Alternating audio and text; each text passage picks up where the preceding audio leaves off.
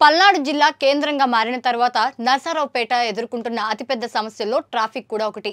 జిల్లా కేంద్రంగా మారినప్పటి నుంచి ఇక్కడ పెరిగిన ట్రాఫిక్ రద్దీ స్థానికులకు చుక్కలు చూపిస్తోంది. గత ప్రభుత్వంలో సీఎం స్థాయిలో జోక్యం చేసుకున్నా ఇప్పటికీ పరిస్థితుల్లో ఎలాంటి మార్పు లేదు.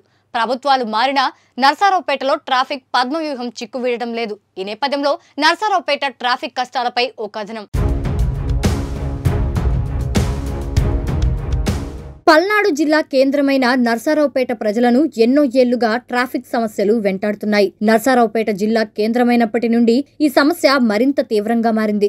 జిల్లా అధికారులు వారి కార్యాలయాలు ఇక్కడే ఉన్నప్పటికీ ట్రాఫిక్ సమస్యలను మాత్రం అధికారులు పరిష్కరించలేకపోతున్నారు. పట్టణంలో ముఖ్యంగా మల్లమ్మ సెంటర్ ట్రాఫిక్ సిగ్నల్స్ వద్దైతే సిగ్నల్ పడితే నిమిషాలు తరబడి వాహనాలు నిలిచిపోతాయి. దీంతో వాహనదారులు ఎండలో ఎండుతూ వానలో తడుస్తూ ఉండిపోవాల్సిందే. ఈ పల్నాడు జిల్లా 7 నియోజకవర్గాలుగా బైఫర్కేషన్ 7 నియోజకవర్గాలతో కూడిన ఈ పల్నాడు జిల్లా నూతన జిల్లాగా ఏర్పడిన తర్వాత గతంలో కూడా ఈ జిల్లాలో ట్రాఫిక్ సమస్య ఉందని గతంలో సంఘాలుగా ప్రజా సంఘాలుగా ఎన్నో రిప్రజెంటేషన్స్ ఉన్న అధికారులకు ఇవ్వడం జరిగింది.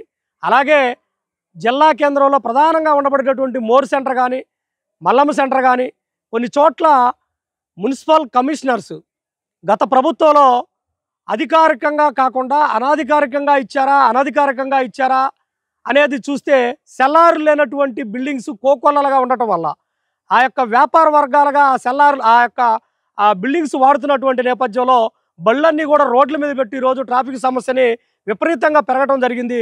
జిల్లాగా ఏర్పడిన తర్వాత ఇంకా గత ప్రభుత్వంలోనైతే గత ముఖ్యమంత్రి ఈ జిల్లాకు వచ్చినప్పుడు మేము ట్రాఫిక్ సమస్యని క్రమబద్ధీకరిస్తామని ఇక్కడ ఒక హైవే వారధిలాగా దానికి ఏర్పాటు చేస్తాం, ట్రాఫిక్ సమస్యను క్లియర్ చేస్తామని చెప్పినటువంటి గత ప్రభుత్వం నేటికి వాళ్ళ మాటలు చేతలుగా ఉపయోగపడకుండా కేవలం మాటలుగానే ఉపయోగపడ్డాయి. అక్కడ కేవలం వ్యాపార వర్గాలకు ఇబ్బంది జరుగుద్దన్న ఉద్దేశంతో గత ప్రభుత్వం అక్కడ హైవేని ఏర్పాటు చేయకుండా చేశారు. ఈరోజు మేము ఒకటే చెప్తా ఉన్నాం, ఈ పల్నాడు జిల్లాలో ట్రాఫిక్కి సంబంధించిన ఏ అధికారులు కొత్తగా ఈ జిల్లాకు వచ్చినా 1-2 రోజులు గతం ఒక 3 రోజులు వారం రోజులు తప్పితే దాని మీద ఏదో నామమాత్రపు హడావుడి జరుగుతూ ఉంది. కానీ పూర్తి స్థాయిలో ట్రాఫిక్ని అరికట్టాలంటే ఎక్కడైతే సెల్లార్ లేని బిల్డింగ్లు ఉన్నాయో వాటిని ఖచ్చితంగా మూసివేయాలి.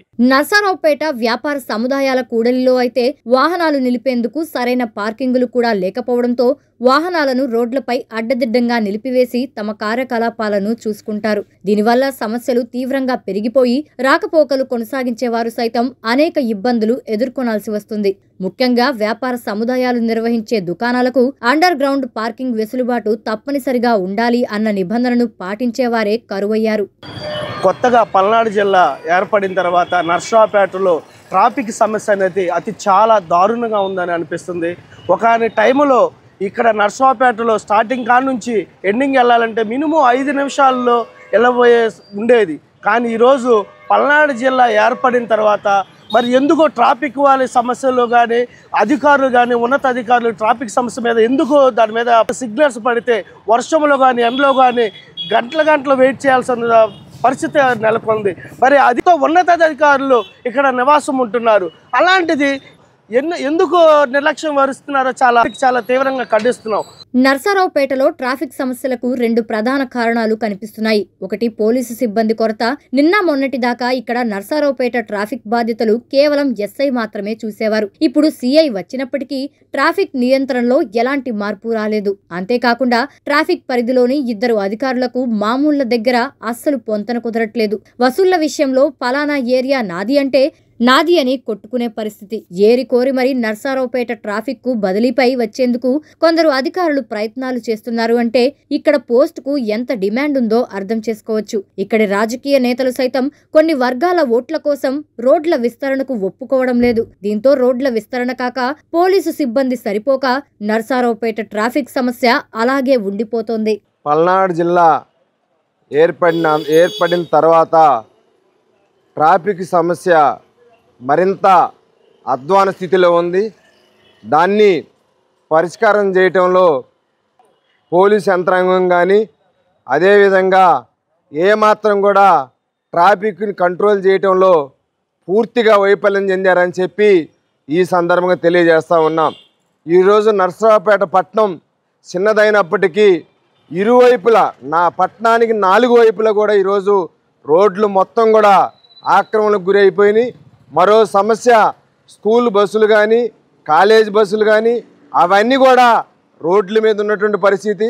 అదేవిధంగా ఏ అయితే అపార్ట్మెంట్లు కట్టారో వ్యాపారాలకు కట్టారో వాటన్నిటిని కూడా చెల్లారులు ఇవ్వకుండా అవన్నీ కూడా రోడ్డు మీద పెట్టే పరిస్థితి, వెహికల్స్ మొత్తం కూడా రోడ్డు మీద పెట్టే పరిస్థితి వచ్చింది. ఈరోజు మున్సిపల్ కమిషనర్కి అనేక సార్లు అర్జీలు ఇచ్చాం. ఆ రోడ్ల మీద ఉన్నటువంటి ఈ ట్రాఫిక్ సమస్యని పరిష్కారం చేయాలని చెప్పి, అదేవిధంగా కలెక్టర్ గారి దృష్టికి తీసుకెళ్ళాం, ట్రాఫిక్ పోలీసు వారి దృష్టికి తీసుకెళ్ళాం. ఏమాత్రం కూడా ఈ యొక్క సమస్య పరిష్కారం కాలేదు.